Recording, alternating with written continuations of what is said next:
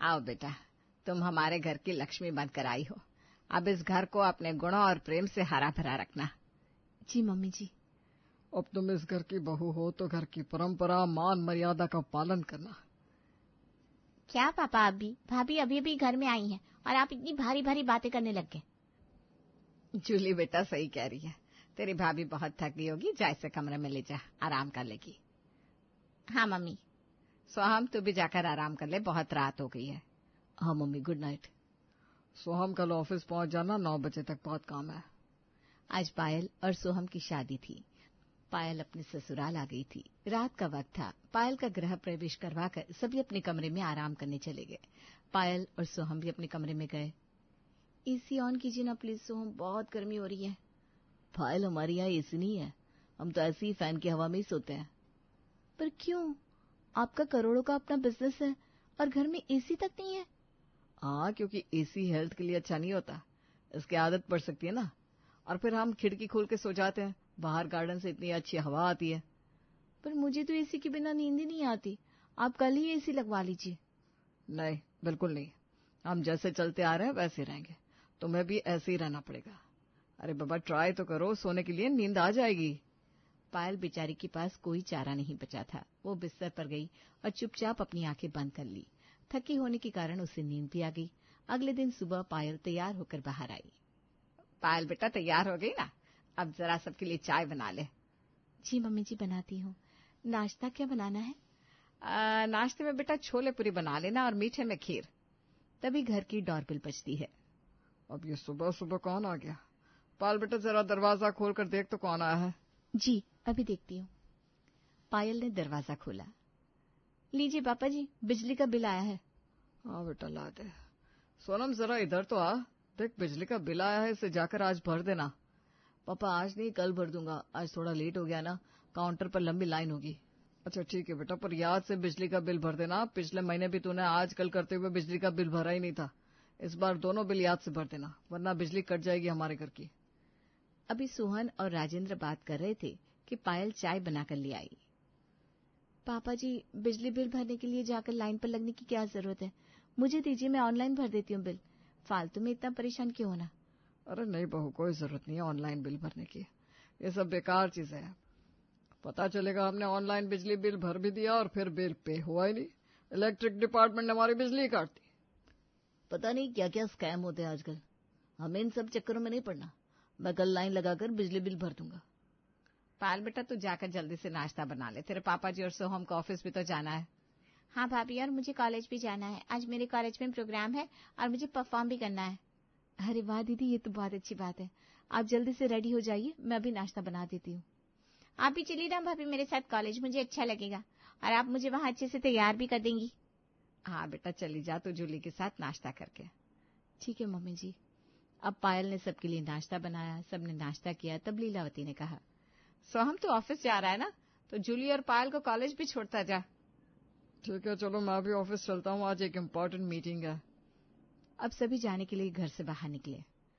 चलो नुक्कड़ तक चलो, वहीं से कोई सवारी मिलेगी, यहाँ गली में तो कुछ आता जाता नहीं। अरे नुक्कड़ तक जाने की जरूरत नहीं है, मैं कैब बुक कर देती हूँ ना। कैब क्यों ऑनलाइन बुक करनी है? तुम्हें तो सिर्फ पैसे उड़ाने हैं। अरे कितनी मेहनत लगती है कमाने में, पता भी है? बहू, तुम्हारी तरफ बेवकूफी करते रहे तो हम इतना बड़ा एम्पायर कभी खड़ा नहीं कर पाते। कोई जरूरत नहीं कैब करने की, क्या पता वो लोग कहाँ ले जाए और हमें किडनैप कर ले। नहीं नहीं, नुक्कड़ पर चलो, अभी 302 नंबर की बस आती होगी, उसी में चलेंगे। हाँ भाभी, हम सब तो बस में ही सफर करते हैं हमेशा। पापा और भैया कहते हैं यही सबसे सेफ है और पैसे की भी बचत होती है। हाँ भाई, बस से अच्छी सवारी कहीं की नहीं। मुझे तो ये ऑनलाइन कुछ समझ में ही नहीं आता। ये लोग पता नहीं कौन से जमाने में जी रहे हैं। दुनिया चांद पर पहुंच गई और ये लोग अब भी पुराने समय में जी रहे हैं। और कुछ नहीं तो बताओ, इन्हें ऑनलाइन कैब बुक करने में ही डर लगता है। चलो चलो, बस आ गई, सब जल्दी से चलो। राजेंद्र, सोहम, जूली और पायल बस में चढ़ गए। बस की भीड़ में धक्के खाते हुए पायल और जूली कॉलेज पहुंचे। उन्हें कॉलेज छोड़कर सोहम और राजेंद्र ऑफिस चले गए। शाम को जूली और पायल घर लौटे। मम्मी, आज का प्रोग्राम बहुत अच्छा हुआ कॉलेज में, आपको भी आना चाहिए था। अब मैं क्या करती जाकर, अच्छा हुआ तेरी भाभी चली गई तेरे साथ। हाँ मम्मी जी, प्रोग्राम तो बहुत अच्छा हुआ, बहुत मजा आया, पर बहुत थक गई हूँ। एक्चुअली मुझे ना बस में आने जाने की आदत नहीं है। बस में बहुत भीड़ थी, बैठने की सीट भी नहीं मिली। कोई बात नहीं बहू, तू अभी नई नहीं है ना, धीरे धीरे तुझे भी इन सब चीजों की आदत हो जाएगी। अब जा कपड़े बदल कर रात के खाने की तैयारी कर ले, सोहन और तेरे पापा जी आते ही होंगे। मम्मी जी बहुत थक गई हूँ, आज खाना बाहर से ऑर्डर कर लेते हैं ना प्लीज, मुझसे नहीं बनेगा आज खाना। बाहर से ऑर्डर कर लेते हैं क्या मतलब? हमने तो आज तक खाना कभी बाहर से ऑर्डर नहीं किया। क्या मतलब आप लोग बाहर का खाना भी नहीं खाते? अरे नहीं भाभी, ऐसी बात नहीं है। हमें जब बाहर का खाना खाने का मन करता है, हम सब साथ में रेस्टोरेंट चले जाते हैं और वहाँ खाना खा लेते हैं। अरे पर आजकल स्विगी, जोमेटो इन सब से बाहर से खाना इजीली ऑर्डर किया जा सकता है। मेरे मायके में तो ऐसे ही ऑनलाइन खाना ऑर्डर कर लिया करते थे। अरे पायल, ये सारे के सारे लोग फ्रॉड होते हैं। हम ऑनलाइन खाना ऑर्डर करेंगे और पता नहीं वो लोग कैसा खाना लेकर आएंगे, और इसकी भी गारंटी नहीं है कि वो लेकर आएंगे या नहीं। तभी राजेंद्र और सोहम भी ऑफिस से आ गए। मम्मी क्या समझा रही हो पायल को? अरे बेटा, पायल ऑनलाइन खाना ऑर्डर कर रही थी, इसलिए मैं उसे समझा रही थी कि ये सब सही नहीं होता, इसमें फ्रॉड होने का डर है। क्या पायल, तुम्हें हमेशा ऑनलाइन की लगी रहती है? अरे ये सब सेफ नहीं होता, कितनी बार समझाया। कोई बात नहीं, पायल को बाहर खाना खाना है तो चलते हैं। आज हम सब किसी ढाबे पर खाना खाने जाएंगे। नहीं, जाने दीजिए, मुझे कहीं नहीं जाना और मुझे बाहर का खाना भी नहीं खाना। अरे ऐसे कोई मुश्किल से 2-4 केस होते होंगे जहाँ फ्रॉड होता है, बाकी सब तो ठीक ही होता है। पर आप लोगों को नहीं समझना तो मत समझिए, मैं घर पर ही खिचड़ी बना देती हूँ, वही सब खा लेंगे। ठीक है बहू, जैसे तुम्हारी मर्जी। वैसे हमें कोई आपत्ति नहीं है, हमें तो खिचड़ी भी बहुत पसंद है। पायल गुस्से में पैर पटकती हुई रसोई में गई और खिचड़ी बनाई। घर के सभी लोगों ने प्यार से खिचड़ी खा ली और सोने अपने अपने कमरे में चले गए। पायल के ससुराल वाले टेक्नोलॉजी के मामले में जरा कच्चे थे, वो आज के जमाने के साथ चलना नहीं जानते थे। ऐसे ही एक दिन राजेंद्र और सोहम हॉल में बैठे बातें कर रहे थे। अरे सोहम, वो गुप्ता जी को पैसे भिजवाने हैं, याद नहीं है क्या तुझे? हाँ पापा, एकदम दिमाग से स्लिप हो गया। उनकी कंपनी हमारी कंपनी को अच्छा प्रॉफिट देती है, उन्हें तो टाइम पर पेमेंट जाना ही चाहिए। अरे कहीं लेट पेमेंट की वजह से उन्होंने हमारी कंपनी के साथ काम करना बंद कर दिया तो काफी लॉस हो जाएगा। तू आज ही जाकर बैंक में पेमेंट करके आ। अरे पापा, आज संडे है, बैंक बंद है, कैसे करूं गुप्ता जी की पेमेंट? अरे भाई, आज तो संडे है, मुझे तो याद ही नहीं था। अब क्या होगा? तभी वहां पायल आती है। पापा जी, पेमेंट इतना जरूरी है तो ऑनलाइन ट्रांजैक्शन कर दीजिए ना, ऐसे भी हर बात के लिए कितनी बार बैंक जाएंगे, ऑनलाइन पेमेंट में कोई बुराई नहीं है। अरे बहू, तुम्हें कुछ पता नहीं, ये ऑनलाइन पेमेंट तो बिल्कुल अच्छा नहीं होता। मेरा एक दोस्त ऑनलाइन ही लेन देन करता था, एक दिन उसके बैंक से अचानक सारे रुपए गायब हो गए। हाँ, आजकल तो आए दिन ये सब देखने को मिलता है। मेरे एक दोस्त के पास अननोन नंबर से कोई फोन आया, उससे कहा वो बैंक से बोल रहा है और एक लिंक शेयर किया, कहा इस लिंक पर जाकर आप हमें फीडबैक दें।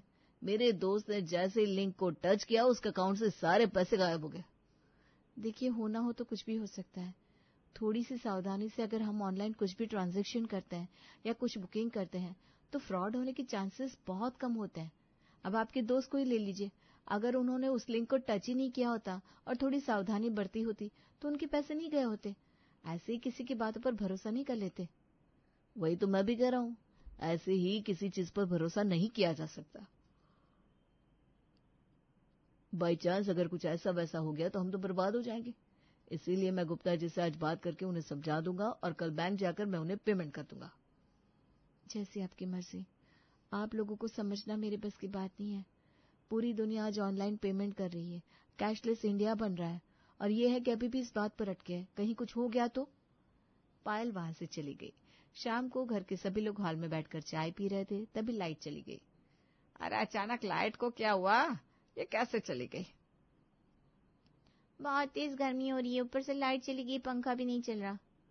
अरे जूली बेटा, जा हाथ पंखा निकाल कर लिया, देख कमरे में अलमारी के ऊपर रखा होगा, मोमबत्ती जलाकर देख लेना। अरे ये क्या बात हुई? मतलब घर में इन्वर्टर भी नहीं है? आप लोग इतना कमाते, इतना बड़ा बिजनेस है, ना घर में एसी है ना इन्वर्टर।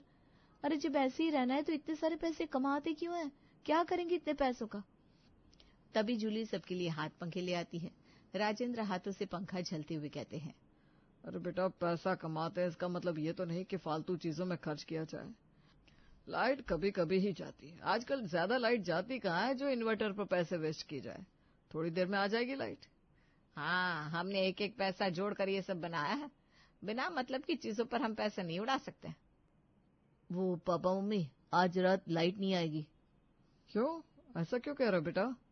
वो एक्चुअली पापा उस दिन मुझे बिजली का बिल जमा करने को कहा था, पर मैं भूल गया। मैंने बिजली का बिल जमा नहीं किया, इसलिए बिजली विभाग वालों ने लाइन काट दी है। मैंने कहा भी था उस दिन कि हाथों हाथ बिजली का बिल भर दीजिए, ऑनलाइन पेमेंट कर दीजिए, पर पता नहीं क्यों आप लोगों को कुछ समझ में ही नहीं आता। अब रहिए गर्मी में और रात भर इस हाथ पंखे को हिलाते रहिए।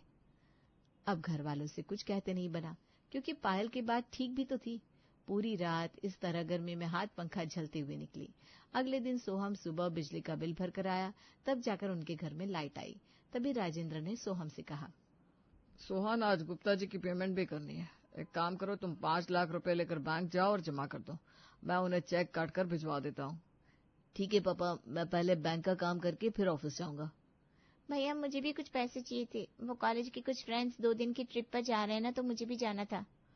अरे नहीं, कोई जरूरत नहीं है फ्रेंड्स के साथ अकेले 2 दिन बाहर जाने की। अरे यहाँ घूमो फिरो वो बात अलग है, पर ऐसे बाहर हम तुम्हें नहीं भेज सकते दोस्तों के साथ। कल को कोई ऊंच नीच हो गई तो? प्लीज भैया, मेरा बहुत मन है, मेरे सारे फ्रेंड्स जा रहे हैं। और आप कौन से जमाने की बात कर रहे हैं? आजकल ये सब कौन सोचता है? क्या आपको अपनी बहन पर भरोसा नहीं है? जूली, तुम कुछ ज्यादा ही बोल रही हो। बड़े भाई से इस तरह से बात नहीं करते। अरे उसे तुमसे ज्यादा समझ है, उसने कुछ सोच समझ कर ही तुम्हें ऐसा कहा है। कोई जरूरत नहीं 2 दिन बाहर जाने की। सोहम, तुम जाओ बेटा, 5 लाख रुपए बैंक में जमा कर दो। जूली रोते हुए अपने कमरे में चली गई और सोहम 5 लाख रुपए कैश लेकर बैंक में जमा करने चला गया। सोहन हमेशा ही बैंक से कैश लाना ले जाना करता था, क्योंकि वे लोग ऑनलाइन ट्रांजैक्शन पर विश्वास नहीं करते थे। सोहन जैसे ही बैंक के बाहर पहुंचा, अचानक कोई उसका बैग छीनकर भाग गया। इस बैग में 5 लाख रुपए थे। पकड़ो पकड़ो, चोर चोर, मेरा बैग लेकर भाग गया। हाय मेरे 5 लाख रुपए, अब क्या होगा? क्या हुआ भाई साहब, आप परेशान हैं? अब यहाँ बैठिए, ये लीजिए पानी, बताइए क्या हुआ? हुआ ये कि मैं 5 लाख रुपए कैश लेकर बैंक में जमा करवाने आया था, तभी अचानक यही बैंक के बाहर ही कोई बाइक पर तेजी से आया और मेरे पैसे छीनकर भाग गया। भगवान, मेरे पैसे! हे भगवान, ये तो बहुत गलत हुआ आपके साथ। मुझे लगता है पहले से किसी ने आपके ऊपर नजर रखी थी, इसीलिए जैसे ही आप बैंक के बाहर आए, मौका पाकर वो तेजी से छीनकर भाग गया। ये हो सकता है, लेकिन मैं तो प्राय यहाँ पर पैसे जमा करने या पैसे निकालने आता ही रहता हूँ। हमारा खुद का बिजनेस है। अरे भाई साहब, जब आप अपना बिजनेस लेकर बैठे हो तो ये सब काम ऑनलाइन क्यों नहीं करते?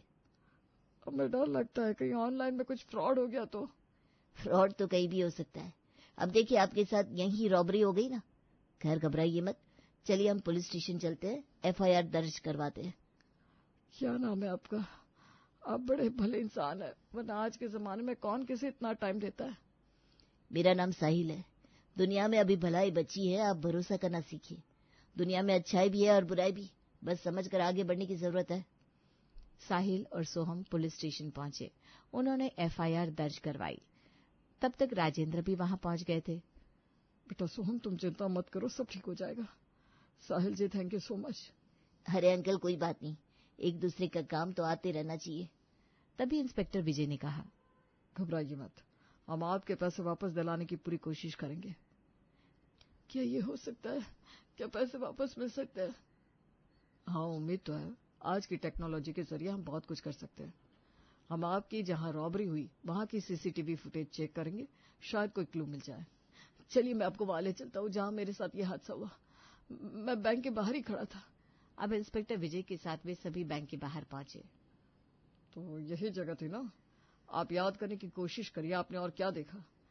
जी मैंने कुछ नहीं देखा, बस एक बाइक तेजी से आई और बैग मेरे हाथ से छीनकर वो बाइक राइडर ले गया। आपने बाइक का नंबर देखा था? नहीं सर, मैं कुछ नहीं देख पाया। कोई बात नहीं, हम बैंक के बाहर की CCTV कैमरा की फुटेज मंगवाते हैं। इंस्पेक्टर विजय ने CCTV फुटेज मंगवाई, जिसको उन्होंने स्लो करके रिवाइंड फॉरवर्ड करके बार बार देखा। CCTV फुटेज में सोहम के साथ जो हादसा हुआ वो साफ दिख रहा था। तभी साहिल की नजर बाइक के नंबर पर गई। सर ये देखिए, यहाँ बाइक का नंबर दिख रहा है, थोड़ा जूम कीजिए। शाबाश साहिल, ये वही बाइक का नंबर है। तुम्हारी आंखें बड़ी तेज है।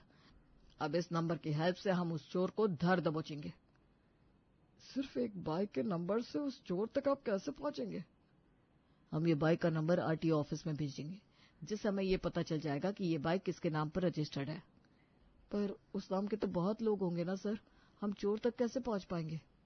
नाम के साथ एड्रेस भी मिल जाता है, और आजकल टेक्नोलॉजी इतनी अच्छी है कि हर गाड़ी और बाइक पर जीपीएस सिस्टम लगा होता है। इससे हमें ये पता चल जाएगा कि वो बाइक अभी कहाँ है। अब वहां पहुंचकर हम उस चोर को पकड़ लेंगे। और हाँ, रॉबरी हुए ज्यादा टाइम नहीं हुआ है, तो वो चोर जल्द ही मिल जाएगा और पैसे भी मिल जाएंगे। आप लोग घर जाइए, हम उस चोर और आपके पैसे को घर लेकर आते हैं। साहिल, सोहम और राजेंद्र घर चले गए और इंस्पेक्टर विजय उस चोर की खोज में लग गए। जल्द ही टेक्नोलॉजी की मदद से उन्होंने उस चोर को पकड़ लिया। थोड़ी ही धुलाई के बाद उसने पैसे भी दे दिए। अब इंस्पेक्टर विजय चोर और 5 लाख रुपए लेकर राजेंद्र के घर पहुंचे। ये लीजिए, आप लोगों के पैसे पूरे 5 लाख हैं, और ये रहा आपका मुजरिम। मैंने कहा था ना, टेक्नोलॉजी की हेल्प से हम इस चोर को पकड़ लेंगे। Thank you so much inspector, आज आपकी वजह से हमें हमारे पैसे मिल गए। ले जाइए आप इस चोर को और डाल दीजिए इसे जेल में। और हाँ, आज से मैं मान गया कि सच में टेक्नोलॉजी बहुत फायदेमंद है। इंस्पेक्टर विजय उस चोर को लेकर चले गए और पायल का टेक्नोलॉजी में कच्चा ससुराल अब धीरे धीरे टेक्नोलॉजी यूज करने लगा। उन्हें समझ में आ गया था कि ऑनलाइन काम किया जा सकता है, बस थोड़ी सतर्कता की जरूरत है।